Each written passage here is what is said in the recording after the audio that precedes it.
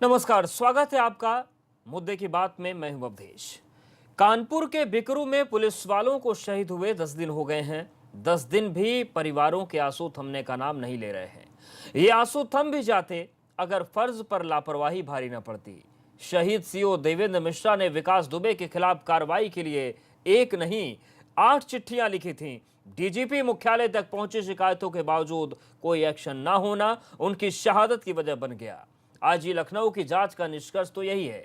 वहीं अपने फर्ज के आगे दुबे ने परिवार को भी तवज्जो नहीं दी। ये बात आज उनकी पत्नी ने खास तौर पर एबीपी ग्रुप के साथ साझा की है।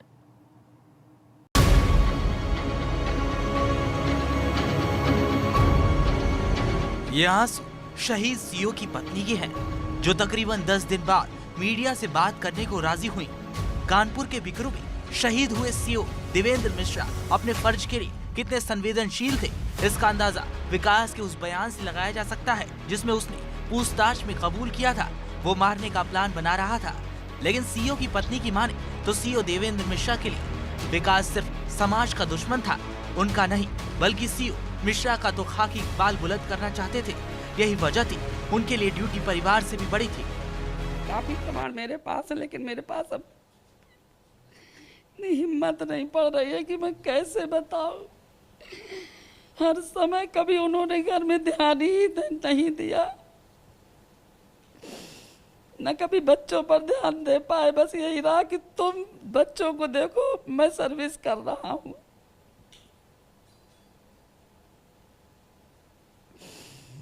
समझ सकता हूं कि बहुत मुश्किल घड़ी है आपके लिए, लेकिन देश को जानना होगा एक बहादुर सीओ के बारे में। आखिरी बार क्या बात हुई थी आपकी? डिपार्टमेंट मेरा परिवार है, मुझे पता है कि मुझे इसे अपने ही डिपार्टमेंट से न्याय मिलेगा। योगी जी, मुझे बस मेरी पूरी उनसे यही कहूंगी उनसे कि बस मुझे वो न्याय दिलाए। अभी मेरा दिल अभी मेरा सुकून में नहीं है।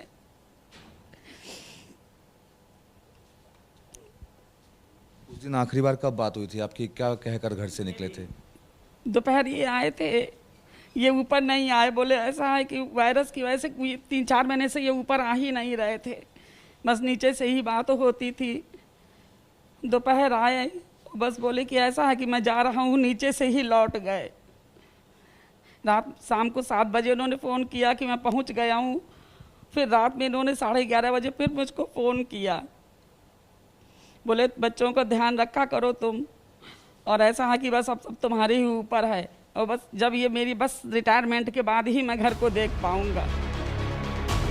सीओ के सर्कल में आने वाले थानों में चौबेपुर थानों के बिकरू गांव से कुख्यात हुआ विकास अपनी हिस्ट्री सीट की वजह से पुलिस के लिए चुनौती बना था। सीओ देवेंद्र मिश्रा उसे एक अपराधी की तरह देखते थे, लेकिन उसे मिल रही खाकी की मदद पुलिस के लिए चुनौतियों को दूनी कर रही थी। इस बात का अंदाजा सीओ मिश्रा को बहुत पहले हो गया था। यही वजह थी कि वो लगातार विकास को लेकर अपने आलाधिकारियों के संपर्क में थे। इसके लिए उन्होंने चौबेपुर एसओ की भूमिका को लेकर चिट्ठी लिखी थी, जो बीते दिनों वायरल हुई थी, जिसकी जांच लखनऊ रेंज के आईजी लक्ष्मी सिंह को सौंपी गई थी, जिन्होंने खत लिखने की बात सही पाई थी। अब इस मामले में जो नई जानकारी सामने आई है, उसके मुताबिक सीओ देवेंद्र मिश्रा ने एक नहीं बल्कि 8 चिट्ठियां लिखी थी। शिकायत डीजीपी मुख्यालय तक भी पहुंची थी। बिकरू से पहले भी सीओ देवेंद्र मिश्रा अपराधियों के निशाने पर रह चुके थे। कई बातें घर में भी आके उन्होंने बताई। जिस वक्त वो मूलगंज इंस्पेक्टर थे, मूलगंज एसओ थे, उस टाइम अतिक्रमण हुआ था। वो नौबत आ गई थी कि उनकी गाड़ी में लोग पेट्रोल भी डालने के लिए तैयार हो गए थे। उन्होंने उस टाइम इरफान सोलंकी के फादर थे, सोलंकी जी, उन्होंने भी वहाँ से कहा कि ऐसा है कि मिश्रा जी आप बारूद के ढेर से हट जाइए। पर ये हमेशा यही बोलते थे कि ऐसा है कि सर मैं मुट्ठी में सर्विस बस लेकर के मैं अपनी सर्विस कर रहा हूँ।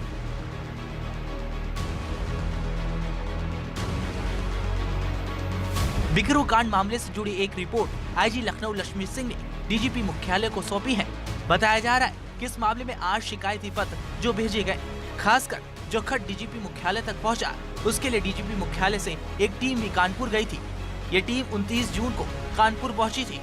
हालांकि कहा यह जा रहा है कि इस टीम ने कानपुर में सीओ देवेंद्र मिश्रा से कोई बात नहीं की थी।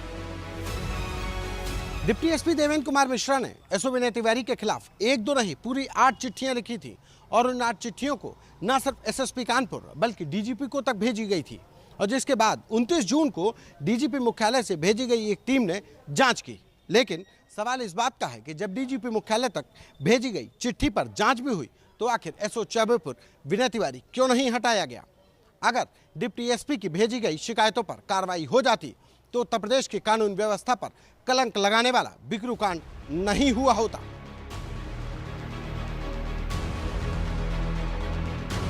साफ है कि चिट्ठी और शिकायतों के बावजूद पुलिस विभाग ने इस मामले को गंभीरता से नहीं लिया।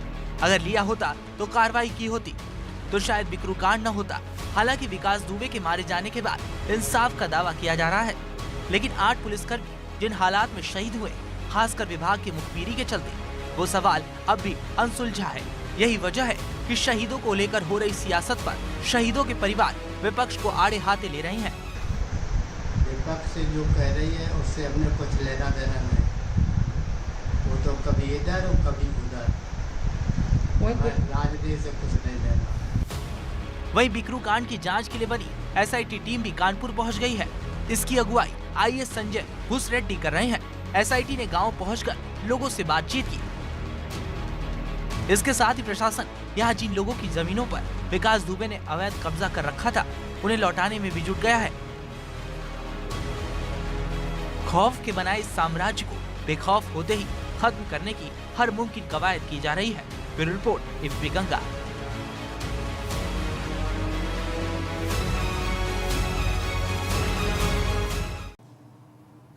विकास दुबे दुर्दांत अपराधी था, इसे भले ही राजनीतिक पार्टियों ने मान लिया हो, लेकिन विकास दुबे ब्राह्मण है ये बताना नहीं भूल रही। इसे लेकर सियासी बयानबाजी शुरू हो चुकी है। माना जा रहा है कि मिशन 2022 की बिसात के लिए अब ब्राह्मणों के बहाने सियासी जंग के हथियार सजाए जा रहे हैं। क्या वाकई ऐसा है? ये रिपोर्ट देखिए। कानपुर के कुख्यात बदमाश विकास दुबे के एनकाउंटर पर उठ रहे सवालों के बीच सियासत ने समीकरण के नए रास्ते तलाशने शुरू कर दिए हैं। खास बात यह है कि इन समीकरण का रास्ता जात के दरवाजे पर जाकर रुकता है।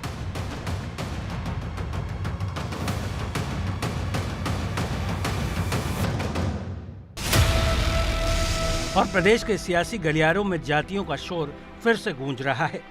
इस शोर को फिलहाल आवाज दे रही हैं बहुजन समाज पार्टी की मुखिया मायावती, जिन्होंने सरकार पर निशाना साधते हुए कुछ ट्वीट्स किए हैं। इस ट्वीट में मायावती ने प्रदेश की सरकार से जातियों को चुन चुन कर निशाना बनाने की विचारधारा को लेकर सवाल उठाए हैं।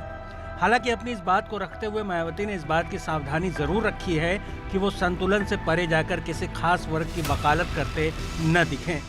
लेकिन उनके ट्वीट ने एक नई सियासी रणनीति का इशारा जरूर किया है। कोरोना काल से गुजर रहे 2020 के साथ पार्टियों के सामने 2022 का चुनावी लक्ष्य है, जिसमें अभी से अपने अपने समीकरण साधने में पार्टियां जुटी हुई हैं। विकास दुबे के बहाने पहले कानून व्यवस्था पर निशाना साध रही पार्टियों ने अपना रुख बदलकर जातियों के निशाने पर होने की सियासत की तरफ इशारा शुरू कर दिया है। एक के बाद एक किए अपने ट्वीट में मायावती ने लिखा है, बीएसपी का मानना है कि किसी गलत व्यक्ति के अपराध की सजा के तौर पर उसके पूरे समाज को प्रताड़ित व कटघरे में नहीं खड़ा करना चाहिए। इसलिए कानपुर पुलिस हत्याकांड के दुर्दांत विकास दुबे और उसके गुर्गों के जुर्म को लेकर उसके समाज में भय व आतंक की जो चर्चा गर्म है, उसे दूर करना चाहिए। इसके बाद मायावती ने लिखा है, साथ ही यूपी सरकार अब खासकर विकास दुबे कांड की आड़ में राजनीति नहीं बल्कि इस संबंध में जन विश्वास की बहाली हेतु मजबूत तथ्यों के आधार पर ही कार्रवाई करे तो बेहतर है। सरकार कोई ऐसा काम नहीं करे जिससे अब ब्राह्मण समाज भी यहाँ अपने आप भयभीत, आतंकित और असुरक्षित महसूस करे। इसके बाद मायावती ने एक और ट्वीट किया जिसमें लिखा कि इस प्रकार यूपी में आपराधिक तत्वों के विरुद्ध अभियान की आड़ में छांट कर दलित, पिछड़े और मुस्लिम समाज के लोगों को निशाना बनाना, यह भी कुछ राजनीति से प्रेरित लगता है, जबकि सरकार को इन सब मामलों में पूरे तौर पर निष्पक्ष व ईमानदार होना चाहिए, तभी प्रदेश अपराध मुक्त होगा। बसपा प्रमुख के ट्वीट से साफ है कि वो खुलकर ब्राह्मण समाज के समर्थन में उतर आई हैं। हालांकि पिछड़ों, मुस्लिम और दलित समाज के खिलाफ कार्रवाई को लेकर भी उन्होंने सरकार को हिदायत दी है। साफ है कि बसपा एक बार फिर अपने पुराने फॉर्मूले सोशल इंजीनियरिंग की तरफ बढ़ रही है। ऐसे में सवाल उठता है कि नंबर 2 की पार्टी होने की लड़ाई में जुटी कांग्रेस क्या करने वाली है। कहा जा रहा है कि कांग्रेस यूपी में प्रियंका का ब्राह्मण चेहरा भुनाने की कोशिश कर सकती है, जिसके संकेत खुद प्रदेश अध्यक्ष अजय कुमार लल्लू ने भी दिए हैं। कि चूंकि वो राष्ट्रीय महासचिव हैं और जब से आदरणीय प्रियंका गांधी जी ने उत्तर प्रदेश का प्रभार और कमान संभाला है, निश्चित रूप से कार्यकर्ताओं में एक जोश और उत्साह है और लगातार कार्यकर्ता आंदोलन कर रहा है। आप देख सकते हैं पिछले समय अगर आंदोलन के दौरान मुझे जेल भी जाना पड़ा था या आज तमाम हमारे पार्टी के कार्यकर्ता जेल में हैं, चाहे वो माइनॉरिटी डिपार्टमेंट के शाहनवाज आलम हो, अनस सिद्दीकी हो, तो लगातार पार्टी का कार्यकर्ता पूरे संकल्प भाव के साथ सड़कों पर आंदोलन कर रहा है, जनता की आवाज़ बन रहा है और हमें भरोसा और विश्वास है 2022 में कांग्रेस को जनता का आशीर्वाद मिलेगा। हालांकि प्रियंका के मुख्यमंत्री बनने के सवाल पर अजय कुमार लल्लू फैसला पार्टी के हाईकमान पर छोड़ने की बात कर रहे हैं, लेकिन प्रियंका गांधी की अगुवाई में चुनाव लड़ने पर 2022 में कांग्रेस को कामयाबी मिलेगी, इसका दावा जरूर कर रहे हैं। कैंडिडेट तय करने का अधिकार राष्ट्रीय कार्यकारिणी को है और मुझे लगता है ये काम राष्ट्रीय अध्यक्ष जी को तय करना है, लेकिन आज हम उनके नेतृत्व में उत्तर प्रदेश में लगातार संगठनों को, पार्टी के तमाम कार्यक्रमों को या जन सरोकार के मुद्दों को लेकर सड़कों पर आंदोलित हैं, संघर्ष कर रहे हैं और निश्चित रूप से जिस तरह कार्यकर्ता पूरी तरह किसानों के, नौजवानों के, गरीबों के, शोषितों के, पीड़ितों के, वंचितों की आवाज़ बन रहा है, पूरा भरोसा है हमें कि इस सरकार के खिलाफ उत्तर प्रदेश की जनता कांग्रेस पार्टी को आशा भरी निगाहों से देख रही है और हमें भरोसा है कि 2022 में कांग्रेस को जनता का आशीर्वाद। वहीं इस मामले में अभी तक समाजवादी पार्टी ने अपने पत्ते नहीं खोले हैं, लेकिन बीते दिनों कानून व्यवस्था के मुद्दे पर अखिलेश यादव सरकार को लगातार घेरते रहे और सवाल भी करते रहे। तो क्या अब 2022 का दारोमदार ब्राह्मणों पर टिका है? जातीय समीकरण के लिहाज से अगर यूपी की बात करें तो यूपी में कुल वोटों में ब्राह्मण वोटों की तादाद 11% है। इसमें 8 से ज्यादा ब्राह्मण जातियां यूपी के 62 जिलों में हैं। यूपी में अब तक 6 ब्राह्मण मुख्यमंत्री बन चुके हैं। आखिरी ब्राह्मण मुख्यमंत्री के तौर पर नारायण दत्त तिवारी का नाम दर्ज है। सिर्फ इतना ही नहीं, प्रदेश में कई जिले ऐसे हैं जहां ब्राह्मण निर्णायक वोटों की भूमिका निभाते हैं।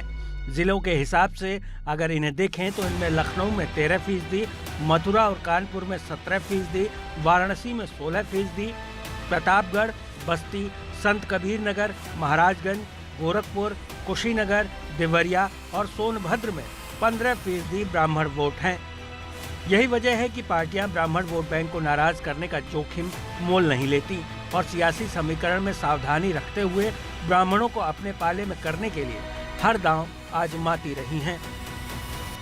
लखनऊ से अनुभव शुक्ला के साथ ब्यूरो रिपोर्ट, एबीपी गंगा। समाज के लिए खतरा सिर्फ विकास दुबे जैसे ही नहीं है, बल्कि वो महामारी भी है जो लापरवाही के चलते अपना पैर पसारने में पीछे नहीं रहती। बात कोरोना की, जो अनलॉक के बाद सरकार के लिए चुनौतियां बढ़ाता जा रहा है, जिसके बाद सरकार ने लॉकडाउन करने के लिए शनिवार और रविवार को चुना। हालांकि लोगों की लापरवाही भारी पड़ती जा रही है। इसके चलते संक्रमण फैलता जा रहा है और विपक्ष भी सवाल उठा रहा है।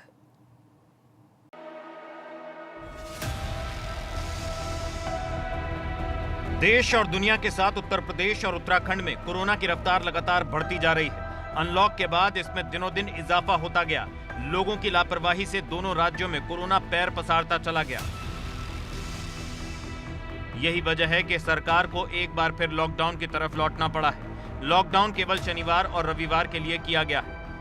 हालांकि लॉकडाउन को गंभीरता से कितने लोग ले रहे हैं, ये अभी भी सवाल है। लॉकडाउन से पहले 3 दिनों की अगर बात करें तो प्रदेश में कुल 4100 संक्रमितों के मामले सामने आए हैं। इस तरह प्रदेश में संक्रमण का शिकार लोगों की तादाद 36,000 से ज्यादा पहुंच गई है। इसमें भी एक्टिव केसों की अगर बात करें तो 12,000 से ज्यादा है। शनिवार और रविवार को लॉकडाउन की आई तस्वीरों से लगा कि हालात पर काबू पाने में मदद मिलेगी, लेकिन सोमवार को सड़कों पर नजारा एक बार फिर अनलॉक वाला नजर आया। लोग सोशल डिस्टेंसिंग और मास्क को लेकर लापरवाह नजर आए। यहाँ तक कि जब एबीपी गंगा की टीम ने लोगों से इसे लेकर सवाल करना शुरू किया तो लोग बहाने बनाते नजर आए।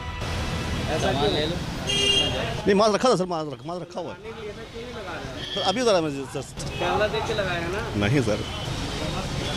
बगैर मास्क के बैठे हो, ऐसा क्यों, क्या बात? अरे भाई अभी तो है, गर्मी लग रही थोड़ा। लॉकडाउन खत्म हो गया है, मास्क क्यों नहीं लगाया? अभी लगाया, जस्ट निकाले पानी पीने। नहीं, पानी पीने के लिए बैठे थे अभी। तो ये मास्क लगाए क्यों नहीं बैठे? क्या नाम है आपका? सुबह बैठे थे, अभी खा रहे थे। अब्दुल मलिक। तो मास्क क्यों नहीं लगाए? मास्क रखा हुआ बिना मास्क के 4 लोग बैठे काम कर रहे हैं। मास्क उठा लेंगे। क्या नाम है आपका? बिना मास्क के घूम रहे हैं आप, ये बात गलत है ना? तो भाई बिना मास्क मुंह में लगाया, ऐसे देख के कैमरा देख के लगा रहे हो, ऐसे क्यों नहीं लगा रहे? अरे लगाए निकल के क्या करें यार। कहाँ लगाए थे? हमको कैमरा देखा तभी लगाया। क्या नाम है? मास्क क्यों नहीं लगाया? क्या नाम है? लकी। कोरोना काल चल रहा है, सरकार के आदेश से मास्क लगाना है, तो आप बिना मास्क लगाए घूम रहे हैं। लगाए तो हैं जी। तो ये गलत, कितना सही है कितना गलत है? जी गलत है। गलत है ना? सिर्फ मास्क ही नहीं, सोशल डिस्टेंसिंग को लेकर भी लापरवाही बरती जा रही है। हालांकि एबीपी गंगा की टीम लखनऊ की सड़कों पर घूम कर मास्क नहीं लगाने वालों को ढूंढती रही। ये हाल तब है जब प्रदेश सरकार ने मास्क ना लगाने वालों पर जुर्माना बढ़ाकर 500 रुपए कर दिया है। लापरवाही या कहें चूक, सरकार के मंत्री और अफसर भी कोरोना की चपेट में आ रहे हैं। एक तरफ जहां धर्म सिंह सैनी, चेतन चौहान और उपेंद्र तिवारी कोरोना से संक्रमित हो चुके हैं, तो वहीं दूसरी तरफ एक पुलिस उपाधीक्षक नागेश मिश्रा की मौत हो चुकी है। वहीं कोरोना को लेकर भी विपक्ष सरकार को निशाने पर ले रहा है। प्रियंका गांधी ने एक ट्वीट कर सरकार पर निशाना साधते हुए लिखा है कि लॉकडाउन के वीकेंड बेबी पैक का लॉजिक अब तक किसी को समझ नहीं आया। अपनी असफलता को छिपाने के लिए खिलवाड़ जारी है। मर्ज बढ़ता गया ज्यों-ज्यों दवा की। इसके साथ ही प्रियंका गांधी ने एक ग्राफ भी शेयर किया है, जिसमें पहले 5000 आंकड़ों में गुजरे 75 दिन और 3 दिन में 5000 के संक्रमितों के आंकड़े का हवाला दिया। ये सच है कि लॉकडाउन के चलते कोरोना के मामलों पर काबू पाने में सरकार सफल रही, लेकिन आर्थिक गतिविधियां बंद होने से सरकारी खजाने की खस्ता होती हालत ने उसे अनलॉक की रणनीति पर चलने के लिए मजबूर किया। अब अनलॉक के बीच बढ़ते कोरोना के मामले और लॉकडाउन का वीकेंड प्लान संक्रमण को रोकने में कैसे मददगार होगा, सरकार की फिक्र यही है। लखनऊ से अनुभव शुक्ला के साथ ब्यूरो रिपोर्ट, एबीपी गंगा। और यहाँ पर वक्त एक छोटे से ब्रेक का है।